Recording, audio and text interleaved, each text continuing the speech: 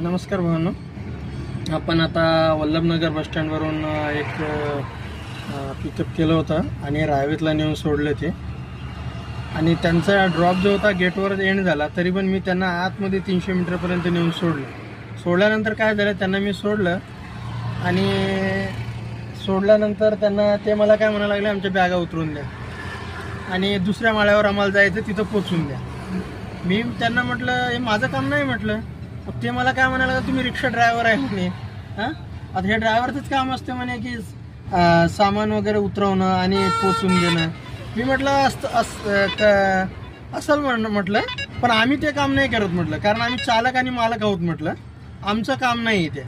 आमचं काम आहे तुमचं ज्या ठिकाणाहून तुम्ही रिक्षा बुक केली तिथून तुम्हाला पिकअप करणं आणि ज्या ठिकाणी तुम्हाला जायचं आहे त्या ठिकाणी तुम्हाला ड्रॉप करणं, एवढंच आमचं काम असतं म्हटलं.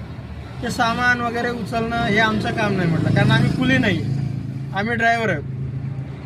ती बाई लगेच म्हणायला लागली मला, बाकीचे कॅबवाले वगैरे तर उचलतात सामान, बॅगा वगैरे गाडीच्या डिक्कीमध्ये ठेवतात, उतरवतात आणि परत वर पण घेऊन येतात.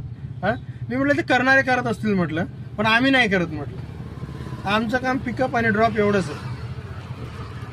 माहिती कशी वाटली कमेंट करून सांगा.